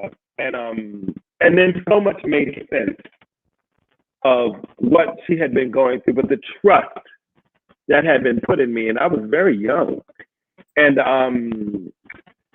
somebody who, but a lot of what you know, Phyllis would be very bossy sometimes, and like, you know, whenever you're singing for a charity, you got to vet that charity, you got to know who it is, and make sure, you know, she would come forceful with some of these life lessons, and so many things that she imparted in me really came to light many years later. And I went with her to performances. I went backstage, and she really showed me the ropes. And she let me into the good, the bad, and the ugly. I mean, I saw moments where, like I said, why am I here? But it was like family, and, you know, somebody who loves you enough to not feel like they need to be on their best behavior to mentor you. Mm-hmm. If that makes any sense. Yes. And I learned a lot, you know, and I had very rich experiences with her, of just a myriad of experiences, you know. But she was hilarious. We'd be going to the session. We did many sessions, and she would have a whole plan of what what we were going to eat at the studio. And so I remember the first time when we were like going to do this session, because she introduced me to Barry Eastman, who then introduced me to Anita Baker, and then the three of us wrote I Apologize. So she changed my life. But I remember the first time I met her at a different session with Dave Hall, but then she wanted to introduce me to Barry. But so she was like, I'm gonna bring you up to Barry. And she said, but you're gonna drive me. You know, she wasn't asking, and you're gonna drive me. So this is where I live. And I'm like, so this time I'm driving my little car, my little Honda Escort, like my little startup car. I'm like, I can't drive Phyllis Hyman in my car. Like, what the hell? I can't do it. But she didn't ask. She kind of just told me that this is what I'm going to do. So that I remember getting there, and, you know, Phyllis was big. You know, at that time, she was tall and wide. And I get there, she had this big hat and these glasses, and, you know, and then I'm like, and then she had this cooler. And and I'm like, what is it? She's like, okay, well, we have to make a stop. We have to go pick up the chickens. Like, she was getting these rotisserie chickens from one place, and we had to go get them, and we had to get them. Like, she had like a whole picnic. Like, it was like chips and grapes and like rotisserie chicken and things like a picnic basket and wine cooler. She loved wine coolers to bring to the studio for the writing session. And, you know, and it was she and I, you know, carrying the cooler, and I'm carrying the other end of the cooler, and I'm trying to find a parking space and put it in the car. And it's like here I am carrying a cooler with Auntie Phyllis. It's just the most craziest, hilarious, you know, family things. You know, it was just fun and family. You know, God bless her. And one of the final conversations I had with Whitney was one of the last conversations I had with her. Pat was throwing a party for her, and it was a small party, and I happened to be in Mississippi on a gig, a private gig, and Pat was like, Gordon, I don't know where you are, but we're doing this small party for when it's not going to be very big, but we'd love if you could come. And I remember driving from Hattiesburg, Mississippi, which is where I had to do a private gig, to Pat's home in Atlanta, and driving through the South, and and I made it to the party. I made it just in time.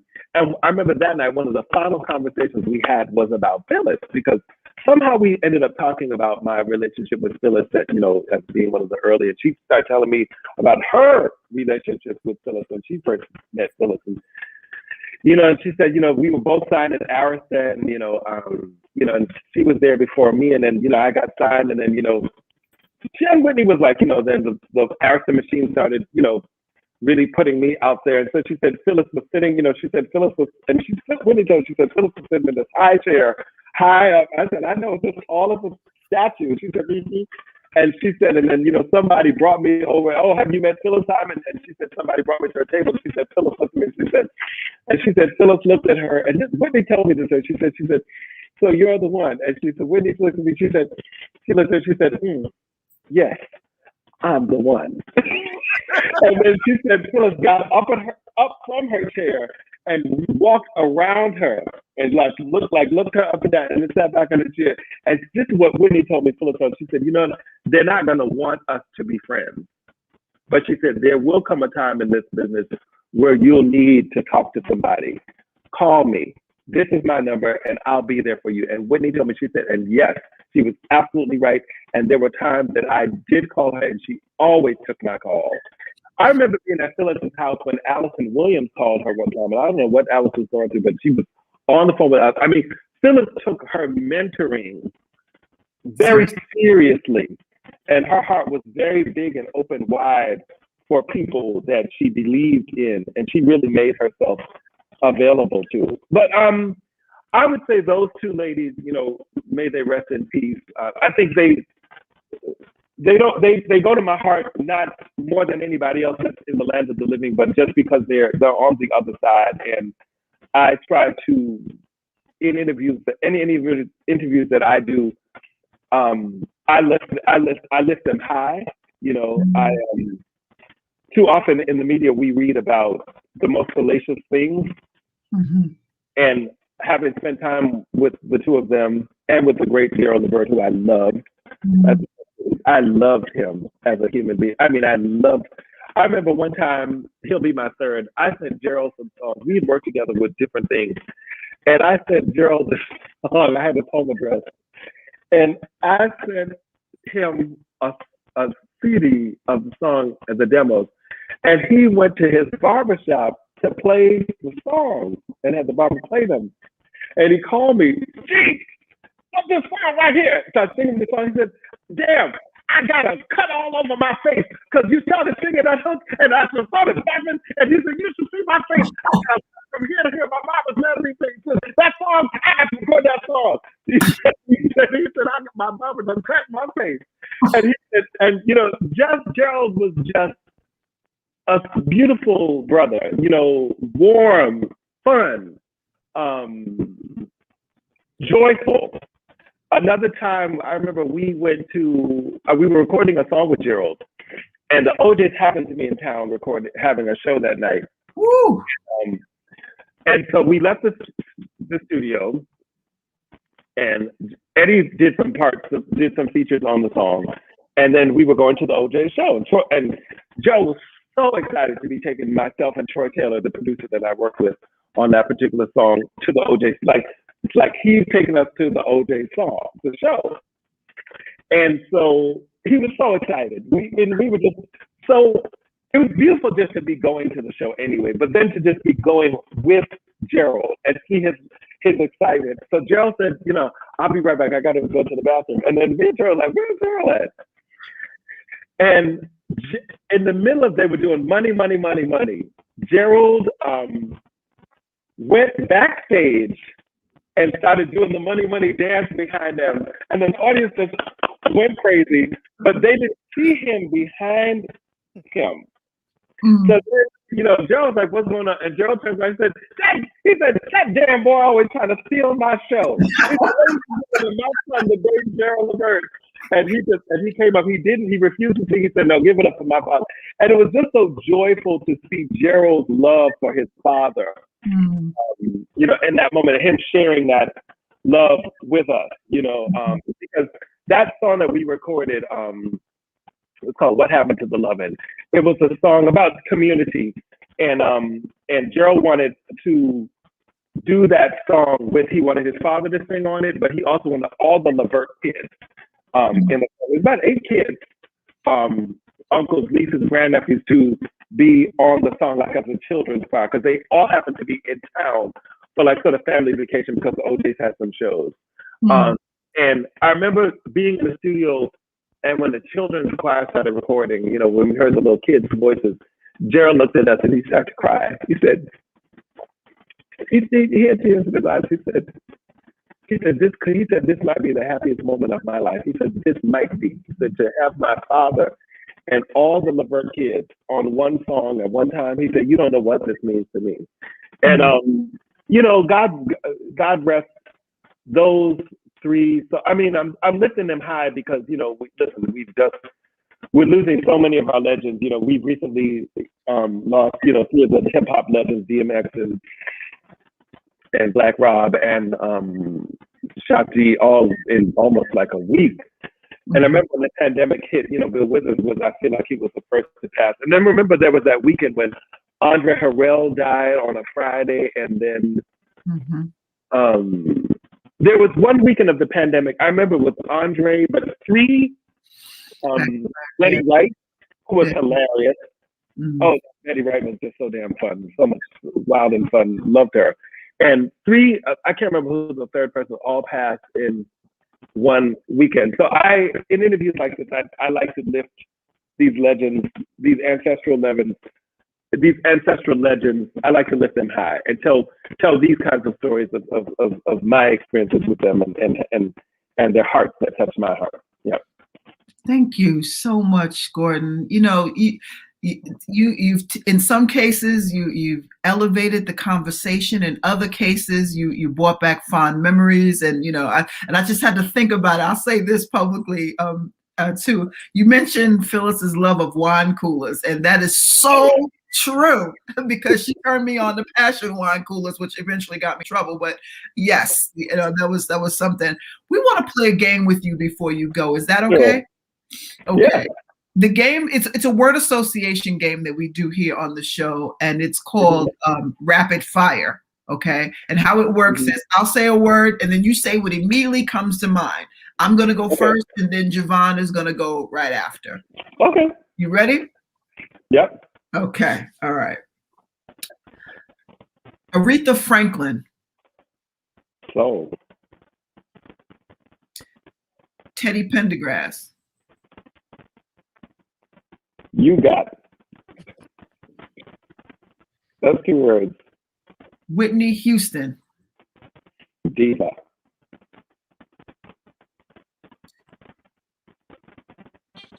The OJs. Daddy, my father. Beyonce.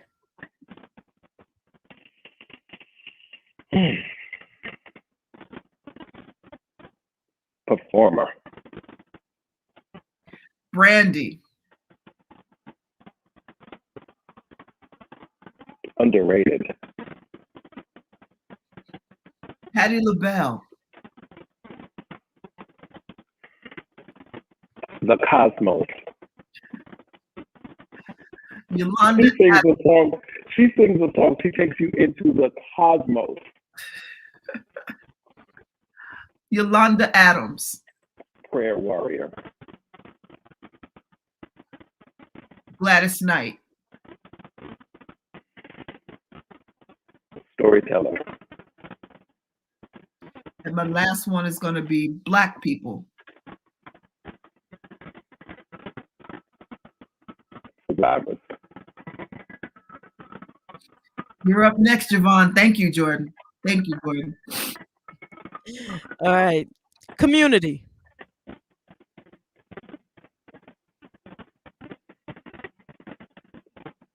Leaders.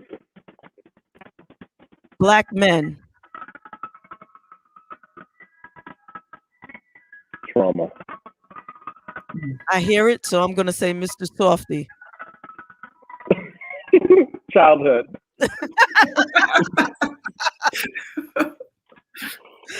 You know, Black women. trauma. Stevie Wonder. Hilarious. I have to tell you my Stevie story, but Stevie is hilarious. If you've never met him, hilarious. You know what? I'm going to ask for one more, which is Shaka Khan. Ooh. The teacher. And now I want to hear that Stevie Wonder story. I can't let you go without hearing that. Oh, can I tell that story? Should I?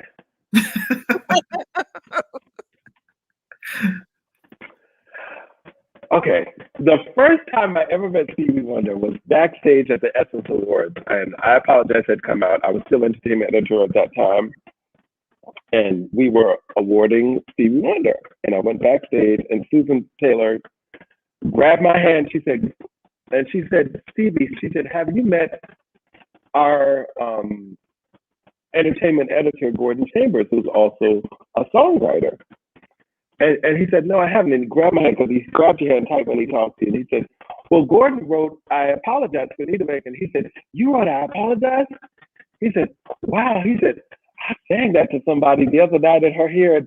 And he said, I sang that to, I don't know, he said, my lady in her ear the other night. And he said, and I got me some. It was a good night. Did he pay you after that? Like, my God! I was like, oh my goodness gracious, Stevie Wonder. But you know, Stevie was so support. You know, Stevie owns WKGLH, and like I said, that was one of the stations that played "Love Again" a lot. And when KGLH used to have these events in LA and performance, and I remember I performed one night. Bobby Brown performed also that same night, and I try to say goodbye and what's the name? Macy Gray. Macy Gray.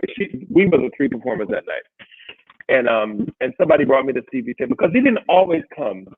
And somebody brought me to a table and they said, you know, Gordon Chambers was here, and he said, and he started singing "To Love Again" in my ear that night because he really follows music, and he said, "Breathe again," and he started singing the song, and in my ear, and he said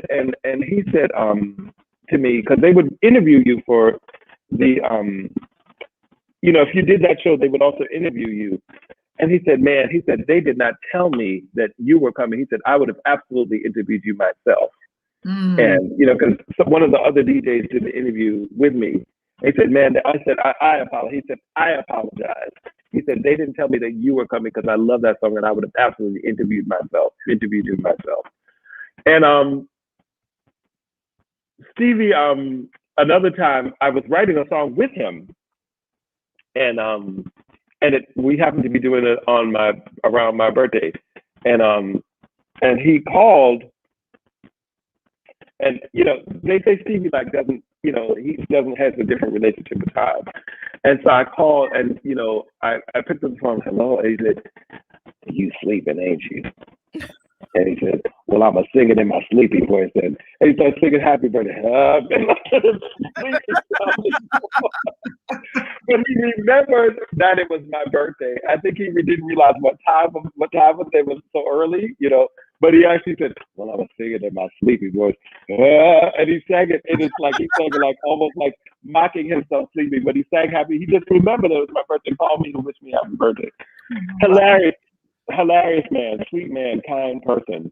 Fun. So we need a drop or two from you, if that's okay for the show. Yeah. We have a 24-hour international radio station. It's online. It's it's WJBR Internet Radio. What's up, y'all? This is Gordon Chambers. You're listening to WJBR Internet Radio. Perfect. And the second one is a visual drop Okay. for this show. In the basement with Javonne and Terez. This is Gordon Chambers, and you're currently in the basement with Javonne and Terez. Thank you. And I'm gonna hold you to that, Monifa. Was to say you must do an Astro show. I asked the co-host, and oh, okay, yep, there she go. You know, there we go. We're gonna hold you to it. So we'll get that set up. You know what? We love you, Gordon. We love you, Thank you so very much. Thank you so very much. Please stay safe and keep rocking it out and doing what you're doing. You are an inspiration. And again, I can't tell you, how much I appreciated your feedback on my little song. Oh, amen. Thank so you. that meant a lot to me, and you mean a lot to me and to us and to the world, because people may not even know when they're bopping to your song or when they run to something that you pinned, because that's the thing that gives them healing. Yes. So on behalf of those people that are unaware that you are the doctor that is helping heal their soul, I want to say thank you. Yes. Thank you. You're the epitome of soul music. Yes. Thank you for that. Thank you. And with that, this was so emotional. Thank y'all. Thank y'all very much. Thank you. And thank you, Wanda. Thank you, Wanda. Thank you, Kevin. Thank you, Patrick. Thank you, Monifa. Thank you, all the people that popped up. Any names I forgot, I thank you as well. And thank you for the people who didn't write in but who enjoyed this interview. I enjoyed you enjoying it and enjoying us. Thank you. Yes, you got a shout out on my personal page.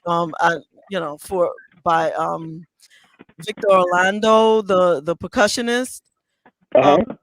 So he wanted to say how you doing and that he loves you. So I wanted to tell him I love him too.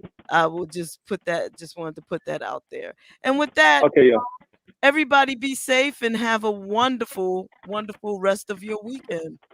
Yes. Amen. Peace. God bless. Blessings.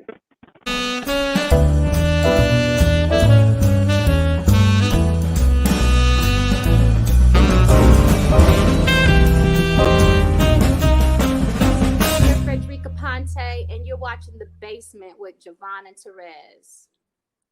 I am Jensen Atwood, and you are watching In the Basement with Javonne and Terez. One take. Thank you, Jensen. Loved it. Hi, I'm Rodney. You're watching The Basement. Stay tuned. Okay. The Basement. All right. Javonne and Terez. Hey, this is Leon. That's right, Leon, from some of your favorite movies, and I'm at Brunch in the Basement with Terez and Javonne. Stay here with me. Stay here with me. Still in the basement, no longer alone, with my homegirl Terez on the microphone. Music politics are just chatting it up. Brunch in the basement, see that's what's up. You never know who might run through. Legendary artists or someone brand new. You miss a lot when you miss one day. At least that's what I heard somebody say. But it doesn't really matter what whoever says. It's always a good show with Javonne and Terez. Yeah. Brunch in the basement with Javonne and Terez. Yeah. Let's see who we got today. Come on, everybody's a friend in my head. I already know everybody. Whatever it is, it's gonna be good. One day I'll tell you about me and Shaka Khan, but Oh my gosh. yeah, but she doesn't know anything about it. But anyway, no, she doesn't. She wasn't even there actually. But anyway, princess though, Jay. She's got our ears and I'm gonna send y'all some perfume. I'll definitely get an address. I'll send y'all out tomorrow. You can send me some cologne, because I mean, yeah. Just in case I should meet Shaka Khan, I want to smell really, nice. Oh God. Okie dokie, babe. Whatever you say.